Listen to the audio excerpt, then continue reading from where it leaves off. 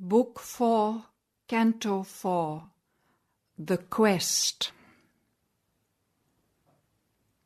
The world ways opened before Savitri. At first a strangeness of new brilliant scenes peopled her mind and kept her body's gaze. But as she moved across the changing earth, a deeper consciousness welled up in her. A citizen of many scenes and climes, each soil and country it had made its home. It took all clans and peoples for her own, till the whole destiny of mankind was hers. These unfamiliar spaces on her way were known and neighbours to a sense within. Landscapes recurred like lost, forgotten fields. Cities and rivers and plains her vision claimed like slow recurring memories in front. The stars at night were her past's brilliant friends. The winds murmured to her of ancient things, and she met nameless comrades loved by her once. All was a part of old forgotten selves. Vaguely, or with a flash of sudden hints, her acts recalled a line of bygone power. Even her motion's purpose was not new. Traveller to a prefigured high event, she seemed to her remembering witness soul to trace again a journey often made. A guidance turned the dumb revolving wheels, and in the eager body of their speed the dim masked hooded godheads rode, who move, assigned to man immutably from his birth, receivers of the inner and outer law, at once the agents of his spirit's will, and witnesses and executors of his fate. Inexorably faithful to their task, they hold his nature's sequence in their guard, carrying the unbroken thread old lives have spun. Attendants on his destiny's measured walk, leading to joys he has won and pains he has called. Even in his casual steps they intervene. Nothing we think or do is void or vain. Each is an energy loosed and holds its course. The shadowy keepers of our deathless past have made our fate the child of our own acts, and from the furrows laboured by our will we reap the fruit of our forgotten deeds.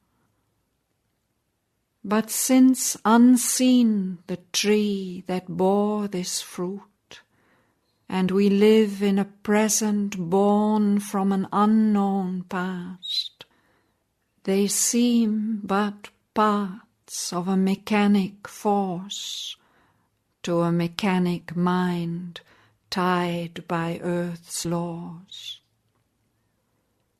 Yet are they instruments of a will supreme, watched by a still, all-seeing eye above.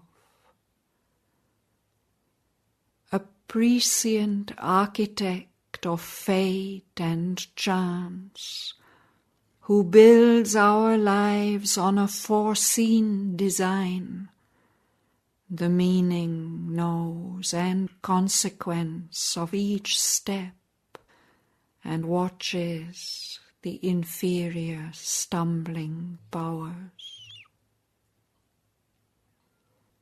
Upon her silent heights she was aware of a calm presence throned above her brows, who saw the goal and chose each fateful curve. It used the body for its pedestal. The eyes that wandered were its searchlight fires. The hands that held the reins, its living tools. All was the working of an ancient plan, a way proposed by an unerring guide. Across wide noons and glowing afternoons she met with nature and with human forms, and listened to the voices of the world. Driven from within, she followed her long road, mute in the luminous cavern of her heart, like a bright cloud through the resplendent day. At first her path ran far through peopled tracts, admitted to the lion eye of states, and theatres of the loud act of man. Her carven chariot with its fretted wheels threaded through clamorous marts and sentinel towers, past figured gates and high dream-sculptured fronts, and gardens hung in the sapphire of the skies, pillared assembly halls with armoured guards, small fanes where one calm image watched man's life, and temples hewn as if by exiled gods to imitate their lost eternity. Often from gilded dusk to argent dawn, where jewel lamps flickered on frescoed walls, and the stone lattice stared at moonlit boughs, half conscious of the tardy listening night, dimly she glided between banks of sleep, at rest in the slumbering palaces of kings. Hamlet and village saw the fate wane pass. Homes of a life bent to the soil it ploughs for sustenance of its short and passing days, that transient keep their old repeated course unchanging in the circle of a sky which alters not above our mortal toil.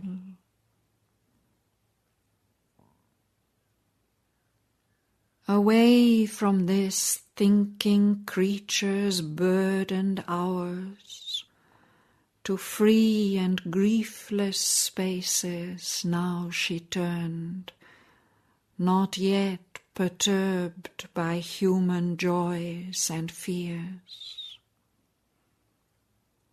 Here was the childhood of primeval earth. Here timeless musings, large and glad and still, men had forborne as yet to fill with cares. Imperial acres of the eternal sower, and wind-stirred grasslands winking in the sun, or mid green musing of woods and rough-browed hills, in the grove's murmurous bee air humming wild, or past the long lapsing voice of silver floods, like a swift hope journeying among its dreams, hastened the chariot of the golden bride.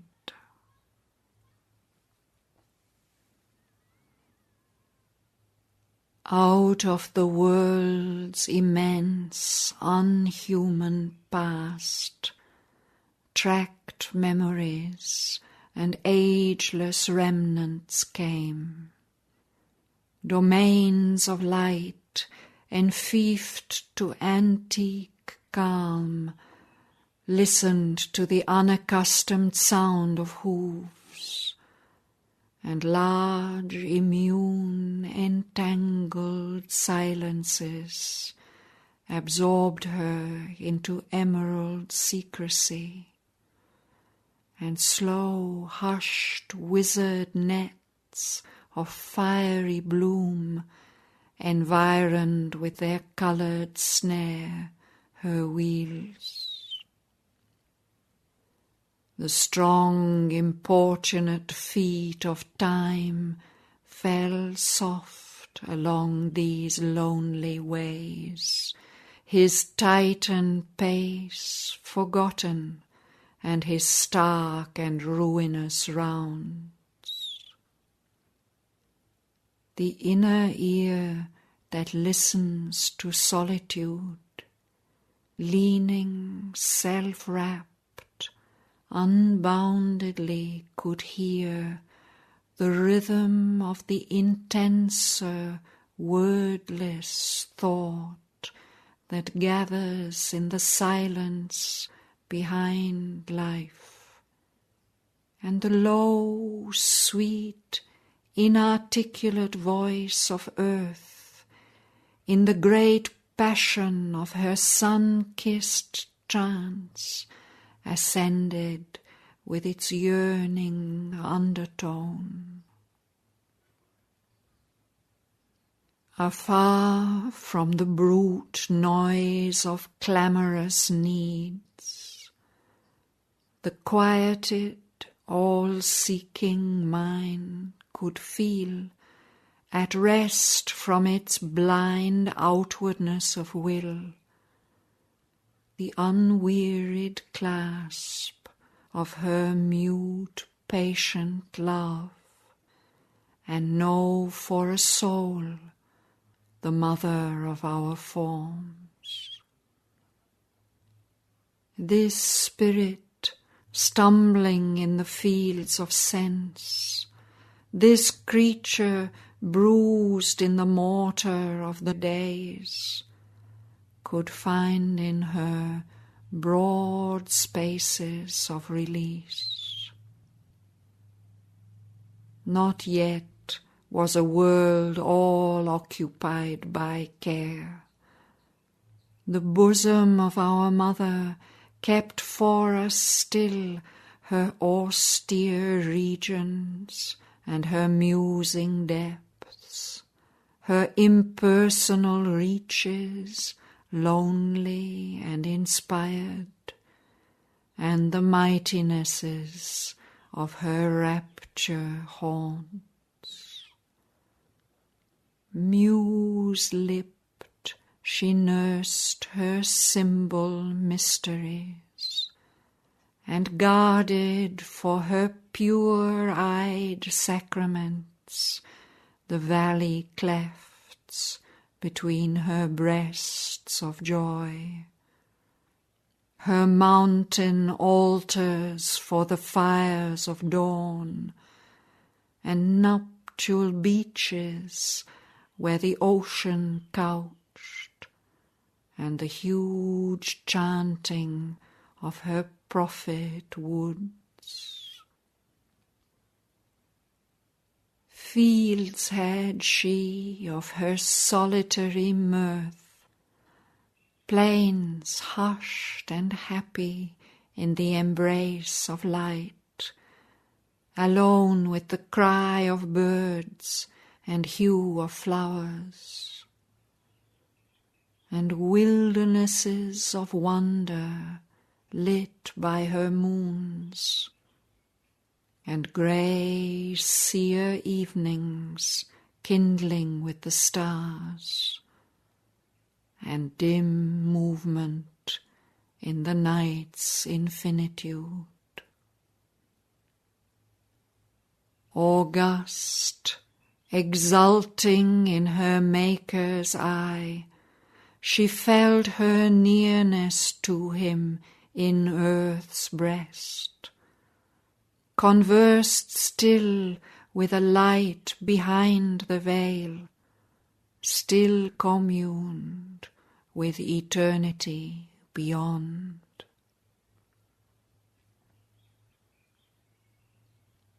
A few and fit inhabitants she called to share the glad communion of her peace. The breadth, the summit were their natural home. The strong king sages, from their labour done, freed from the warrior tension of their task, came to her serene sessions in these wilds.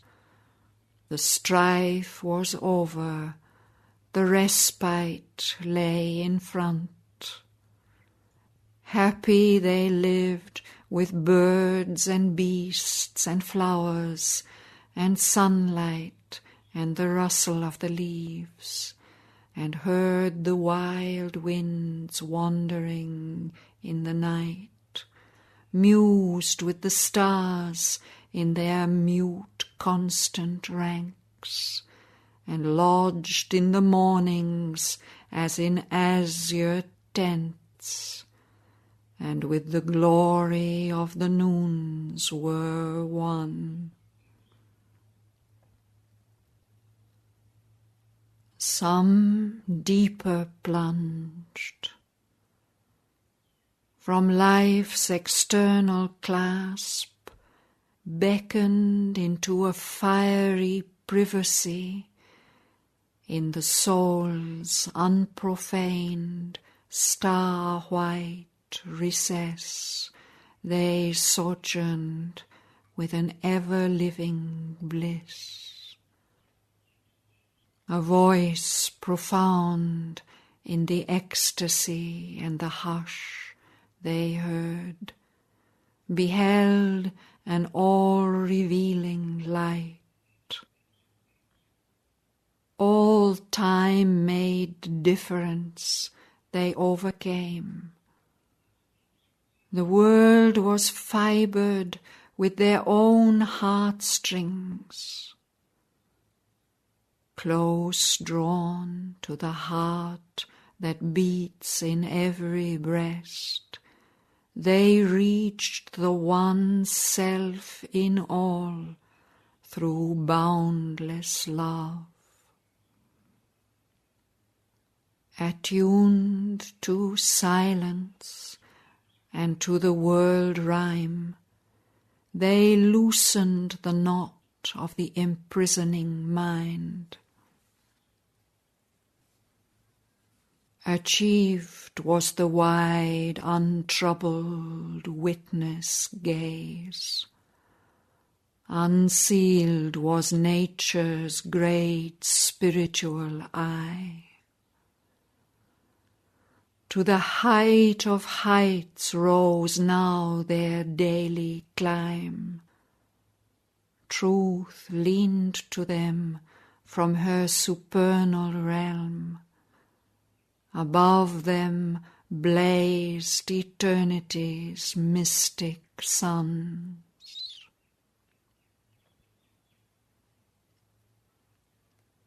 Nameless, the austere ascetics without home, abandoning speech and motion and desire, aloof from creatures, sat absorbed, alone, immaculate in tranquil heights of self, on concentration's luminous, voiceless peaks. World-naked hermits with their matted hair, immobile as the passionless great hills around them grouped like thoughts of some vast mood, awaiting the infinite's behest to end. The seers, attuned to the universal will, content in him who smiles behind earth's forms, abode ungrieved by the insistent days.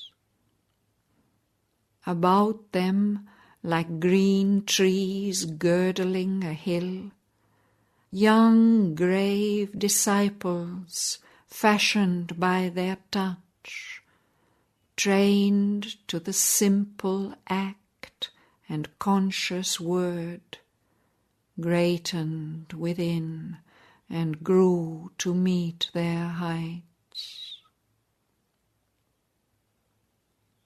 Far wandering seekers on the Eternal's path brought to these quiet founts their spirit's thirst, and spent the treasure of a silent hour, bathed in the purity of the mild gaze that, uninsistent, ruled them from its peace, and by its influence found the ways of calm. The infants of the monarchy of the worlds, the heroic leaders of a coming time, king children nurtured in that spacious air, like lions gambolling in sky and sun, received half-consciously their godlike stamp.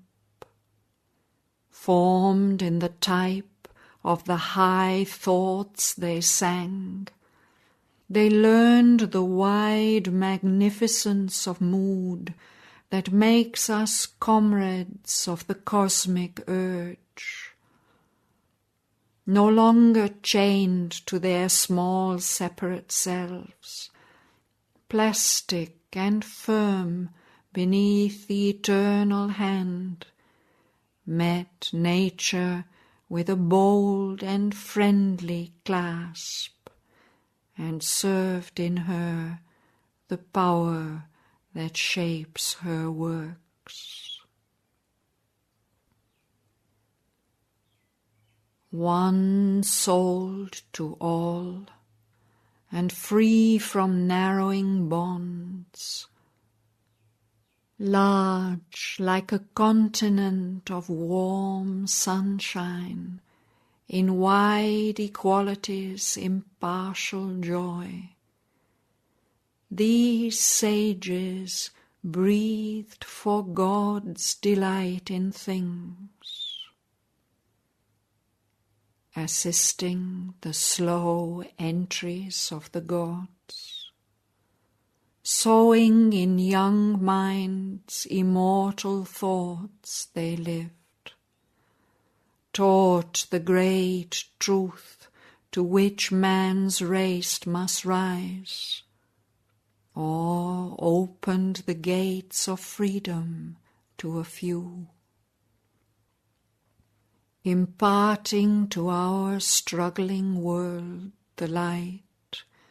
They breathed like spirits from time's dull yoke released, comrades and vessels of the cosmic force, using a natural mastery like the sun's. Their speech, their silence was a help to earth. A magic happiness flowed from their touch. Oneness was sovereign in that sylvan peace. The wild beast joined in friendship with its prey, persuading the hatred and the strife to cease. The love that flows from the one mother's breast healed with their hearts the hard and wounded world.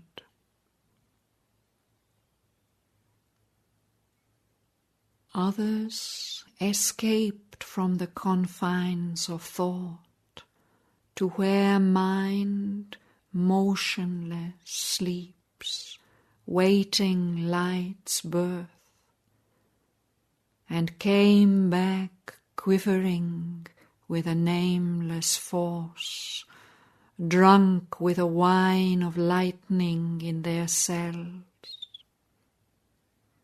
Intuitive knowledge leaping into speech, seized, vibrant, kindling with the inspired word, hearing the subtle voice that clothes the heavens, carrying the splendor that has lit the suns.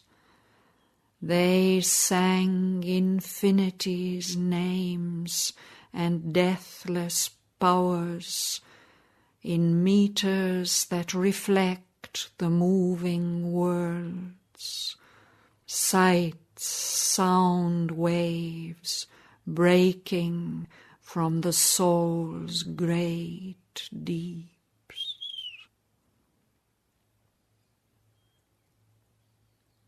Some, lost to the person and his strip of thought,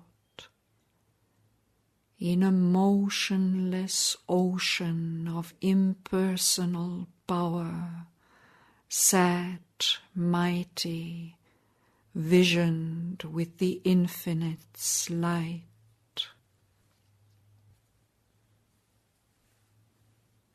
Or, comrades of the everlasting will, surveyed the plan of past and future time. Some winged like birds out of the cosmic sea and vanished into a bright and featureless vast.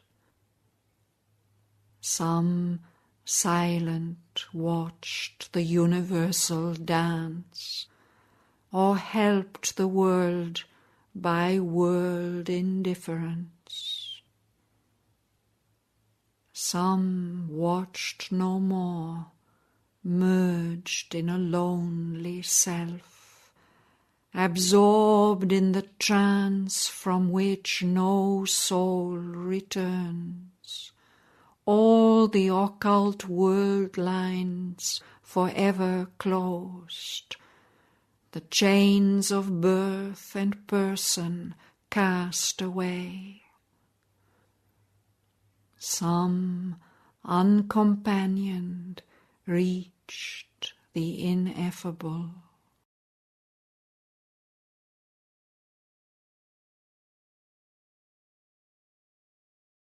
As floats a sunbeam through a shady place, the golden Virgin in her carven car came gliding among meditation seats.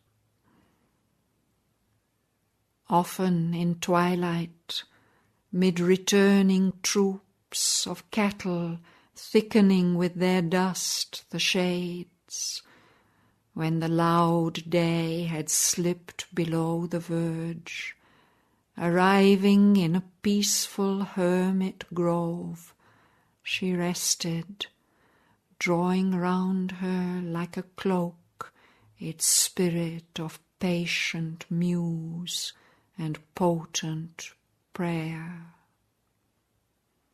Or near to a lion river's tawny mane, and trees that worshipped on a praying shore, a domed and templed air's serene repose beckoned to her hurrying wheels to stay their speed.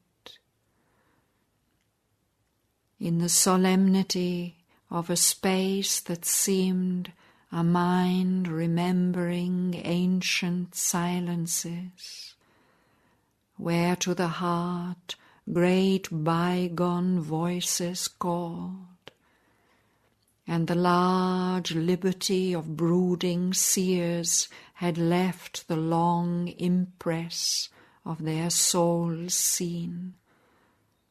Awake in candid dawn or darkness mooned, to the still touch inclined, the daughter of flame drank in hushed splendor between tranquil lids, and felt the kinship of eternal calm. But morn broke in, reminding her of her quest, and from low rustic couch or mat she rose, and went impelled on her unfinished way, and followed the fateful orbit of her life, like a desire that questions silent gods, then passes star-like to some bright beyond.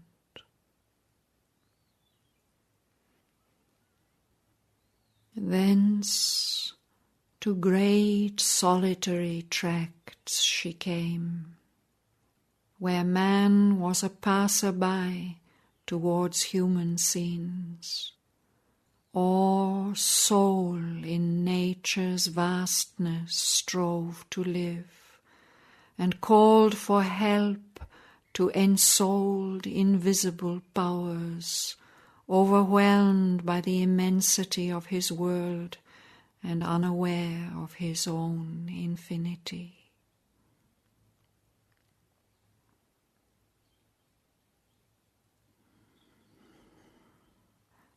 The earth multiplied to her a changing brow, and called her with a far and nameless voice. The mountains in their anchorite solitude, the forests with their multitudinous chant, disclosed to her the masked divinity's doors. On dreaming plains, an indolent expanse, the deathbed of a pale enchanted eve under the glamour of a sunken sky. Impassive she lay as at an age's end, or crossed an eager pack of huddled hills, lifting their heads to hunt a lair-like sky, or travelled in a strange and empty land, where desolate summits camped in a weird heaven, mute sentinels beneath a drifting moon, or wandered in some lone, tremendous wood, ringing forever with the cricket's cry, or followed a long, glistening serpent road through fields and pastures lapped in moveless light, or reached the wild beauty of a desert space where never plough was driven nor herd had grazed, and slumbered upon stripped and thirsty sands amid the savage wild beast night's appeal. Still unaccomplished was the fateful quest. Still she found not the one predestined face for which she sought amid the sons of men. A grandiose silence wrapped the regal day.